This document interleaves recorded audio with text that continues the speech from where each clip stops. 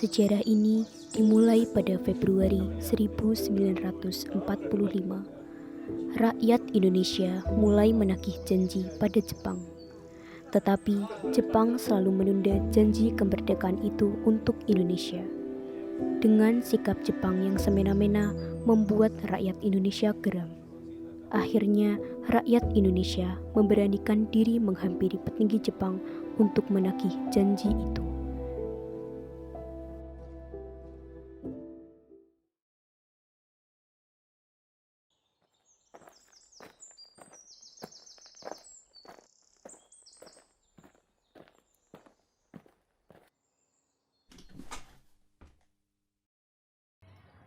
Begini Nona, kehadiran kami ke sini untuk menanyakan janji Nippon untuk memerdekakan Indonesia. Apakah janji itu benar? Sungguh kami menunggu waktu itu. Begini, janji itu sudah lama tidak diperbicarakan. Tapi aku akan coba untuk menanyakannya kembali. Jangan khawatir, kami akan memberitahukan kepada petinggi lain. Jika ada kabar baik, kami akan memberitahu kalian secepatnya. Terima kasih banyak, Nona. Kalau begitu, kami permisi.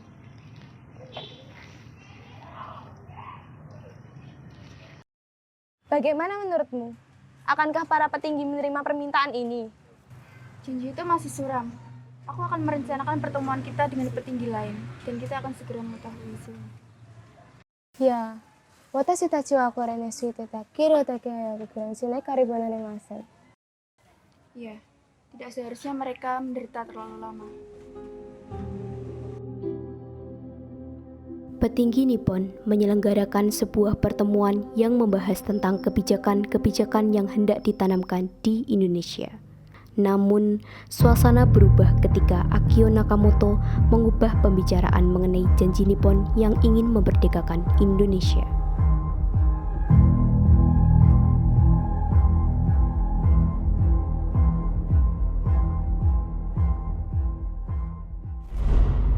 Bagaimana Tuan, jika kita lebih menekankan Romusa ini? Saya melihat para pribumi ini sudah tidak lagi bersemangat untuk bekerja. Tidak, pemberontakan dari pribumi sudah terlihat. Mereka meminta janji itu, janji Nippon yang ingin memerdekakan Indonesia. Aiko, apa yang kamu katakan? Seharusnya kamu memberitahu saya. Jika mereka menagih janji itu kepada kita, kekuasaan kita akan terdesak. Tapi, apakah kita akan terus menunda janji itu? Bukankah seharusnya kita segera memberikan kemerdekaan itu kepada Indonesia? Tidak, negeri ini adalah bagian dari Nippon. Jika mereka menginginkan negeri itu merdeka, maka kekuasaan kita akan seruntuh. Lalu bagaimana dengan janji itu? Apakah kita harus segera memutuskan jika sudah ada pertumpahan darah? Tidak seharusnya pribumi itu merasa sengsara seumur hidupnya. Hah? Apakah kamu sedang merasa iba terhadap pribumi itu, Aiko? Jadi, apa yang membuatmu merasa iba kepada mereka? Ini salah dan tidak bermoral. Berani-beraninya kamu berbicara seperti itu, Aiko. Siapa kamu? Pantaskah kamu berbicara seperti itu? Seharusnya Anda menepati janji itu. Janji itu harus dan akan terwujud. Terwujud? Bagaimana? Dan siapa yang akan mewujudkannya? Saya yang akan mewujudkannya bersama Aiko. Jangan pernah kalian memberikan janji jika kalian tidak bisa menepatinya.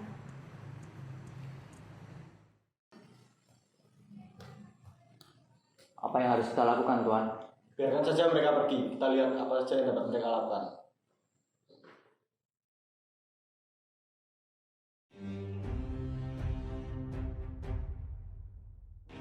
Kekuasaan kita mulai terdesak. Kekalahan Jepang saat mengancam kekuasaan kita. Jenderal Kumachiki Harada umumkan pembentukan Badan Penyelidik Usaha Persiapan Kemerdekaan untuk Indonesia. Akhirnya pada tanggal 1 Maret 1945, Jepang memberikan janji kemerdekaan kepada Indonesia dengan dibentuknya BPUPKI atau Dokuritsu Junbiko Sakai oleh Letnan Jenderal Kumakichi Harada dan diketuai oleh Dr. Rajiman Widyodiningrat. Sejarah panjang telah dilalui bangsa Indonesia. Sejarah ini sudah terlalu lama untuk diulas kembali. Dari sejarah panjang itu, kita telah sampai di mana para petinggi Indonesia mulai memikirkan ideologi negara. Tibalah kita di sejarah perumusan Pancasila.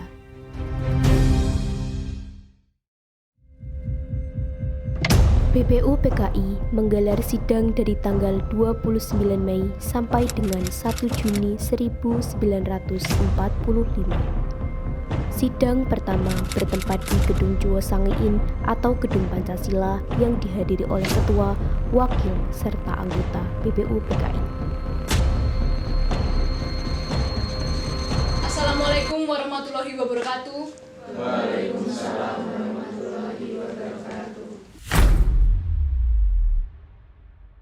Saudara-saudara sekalian sebangsa dan setanah air, terima kasih sudah hadir di tempat ini. Saya selaku ketua sidang akan memimpin jalannya sidang pada hari ini. Di samping saya telah hadir seorang wakil dari Jepang dan tentu saja wakil dari Indonesia.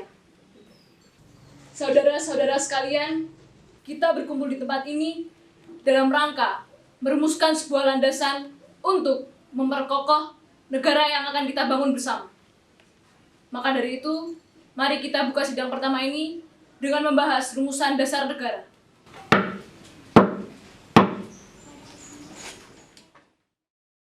Kepada saudara-saudara diminta partisipasinya untuk menyongsong kemerdekaan bangsa ini dengan menyampaikan usulan-usulan mengenai dasar negara. Kalau begitu, apa dasar negara yang akan kita bentuk ini? Izinkan saya menyampaikan pendapat. Para hadirin sekalian yang terhormat, menurut saya, pernyataan yang hanya membawa filosofi itu hanya akan memperlambat waktu saja. Akan lebih baik jika kita menyegerakan perumusan Undang-Undang Dasar. Tidak, Hatta. Negara sebagai perumahan bangsa memerlukan dasar atau fundament yang kokoh. Muhammad Yamin benar, Bung Hatta. Dasar negara menjadi penting untuk dibahas terlebih dahulu, mengingat keberadaan negara memiliki arti sebagai perjuangan bangsa dan perlu didasari.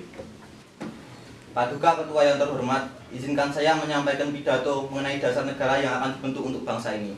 Hadirin yang terhormat, fondasi dari dasar negara adalah bangsa, di mana bangsa kita adalah bangsa yang peduli terhadap sesama, yang mencerminkan kemanusiaan.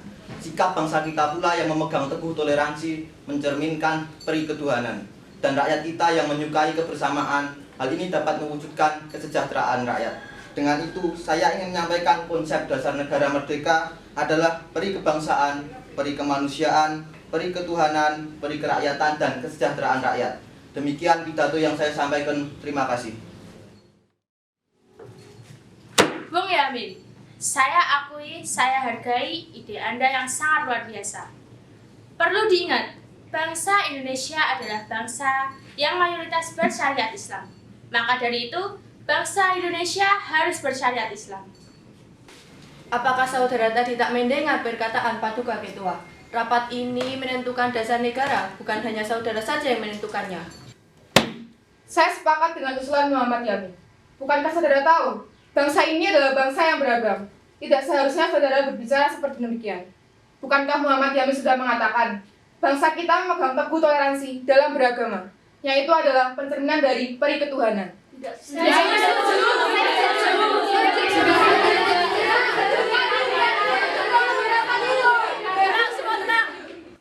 Jika rapat berjalan seperti ini, kita tidak bisa menentukan dasar negara. Maka dari itu, saya putuskan untuk melanjutkannya esok hari.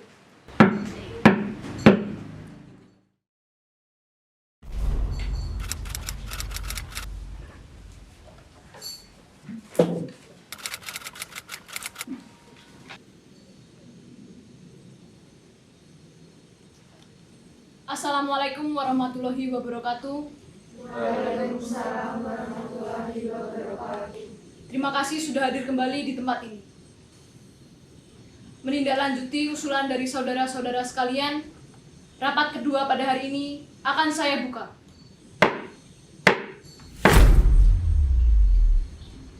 Pertama-tama, laporan hasil sidang 29 Mei akan dibacakan oleh Panji Suroso. Saudara-saudara sekalian, rapat tempo hari lalu kita telah mendapatkan usulan dasar negara yang diungkapkan oleh Bung Yamin. Tapi poin yang berdasarkan peri ketuhanan itu masih belum disepakati. Maka dari itu, saudara-saudara diminta kembali menyampaikan usulan-usulan mengenai dasar negara untuk bangsa Indonesia. Prinsip-prinsip dasar negara harus dirumuskan secara sistematik dan holistik sebagai suatu dasar negara yang koheren.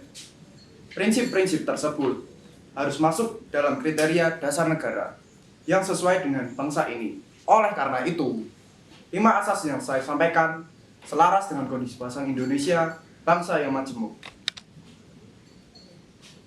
Terima kasih. Pidato diterima dan dipertimbangkan. Izinkan saya berbicara, Yang Mulia. Dipersilakan saudari untuk berbicara. Saya ingin mempertanyakan usulan Anda, Mr. Supomo. Mengapa dalam usulan Anda tidak mengikutsertakan perketuhanan? Bukankah Anda sendiri mengatakan bahwa agama dan keyakinan itu tertuju kepada Tuhan Yang Maha Esa? Saudara-saudara sekalian, saya pikir sudah tidak ada waktu untuk memperdebatkan masalah agama maupun keyakinan. Karena pada dasarnya semua agama dan keyakinan hanya tertuju pada satu, yaitu Tuhan Yang Maha Esa. Masih banyak masalah yang perlu kita perdebatkan dan kita bahas. Maka dari itu, izinkan saya menyampaikan pendapat.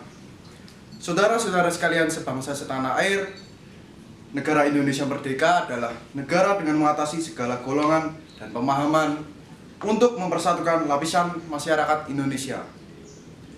Oleh karena itu, menurut saya, 5 asas yang selaras dengan bangsa kita ini yaitu persatuan, kekeluargaan, keseimbangan lahir dan batin, musyawarah dan keadilan rakyat. Demikian pidato yang saya sampaikan. Terima kasih. Terima kasih. Pidato diterima dan dipertimbangkan. Saudara-saudara sekalian, dasar negara yang akan datang merupakan dasar negara bagi masyarakat dan pemerintahan. Oleh karena itu, usulan-usulan dari saudara-saudara sekalian sangat kami butuhkan. Rapat hari ini kami cukupkan sekian. Wassalamualaikum warahmatullahi wabarakatuh. Waalaikumsalam warahmatullahi wabarakatuh.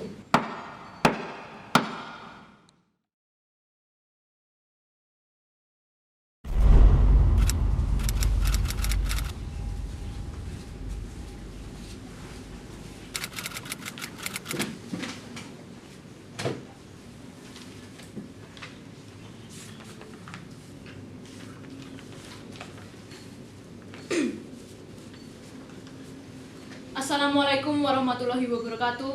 Waalaikumsalam warahmatullahi wabarakatuh. Terima kasih sudah hadir kembali di tempat ini. Sidang ketiga pada hari ini, 1 Juni 1945, akan saya buka. Saya berharap dasar negara akan segera tercipta dengan dilaksanakannya rapat hari ini.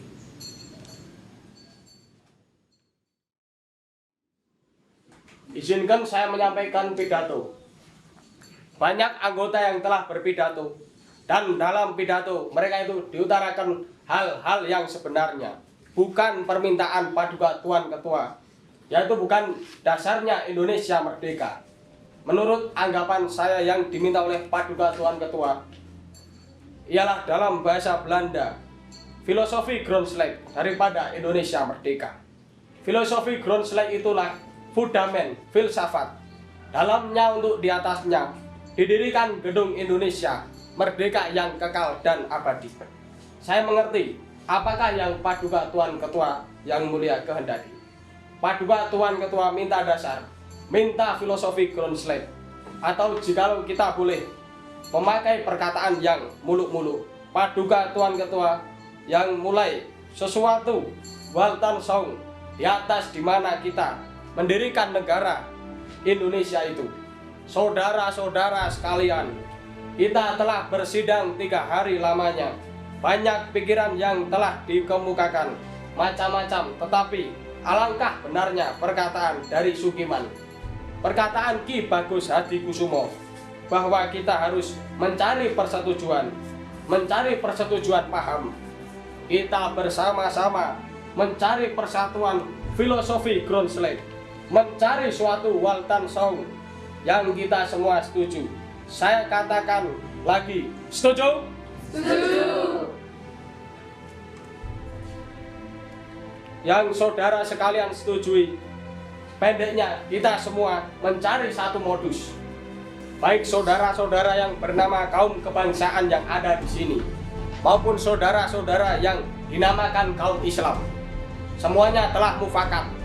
Kita hendak mendirikan suatu negara, semua buat semua, bukan buat satu orang, bukan buat satu golongan, baik golongan bangsawan maupun golongan yang kaya, tetapi buat semua.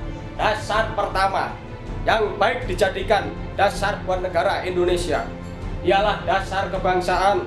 Kebangsaan yang kita anjurkan bukan kebangsaan yang menyendiri, bukan chauvinisme.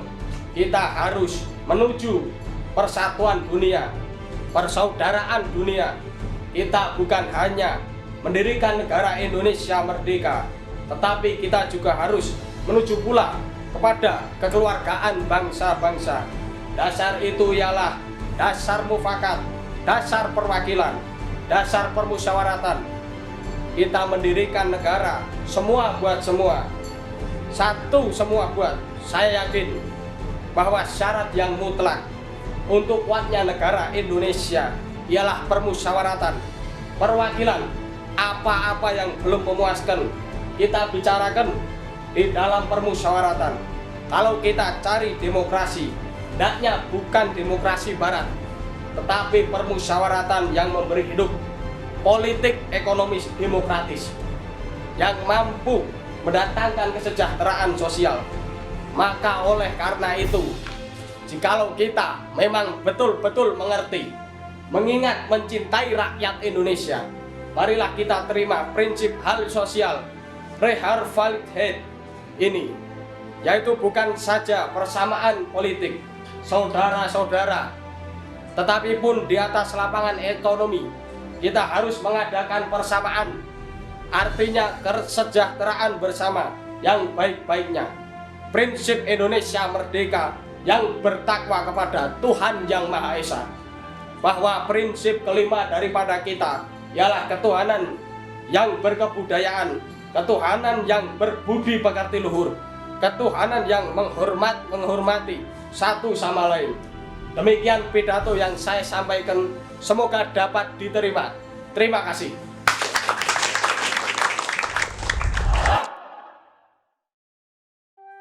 Sejarah panjang sudah dilalui bangsa Indonesia. Tiba waktunya cahaya terang akan menyinari Nusantara, sebuah pedoman bangsa yang telah lama didamba kedatangannya. Melalui pidato Bung Karno yang menguraikan 5 prinsip dasar Indonesia merdeka, bangsa kita, bangsa Indonesia menemukan dasar yang dijadikan pedoman dalam berperilaku, dasar negara yang fundamental dan sumber dari segala sumber hukum yang ada. Inilah Pancasila.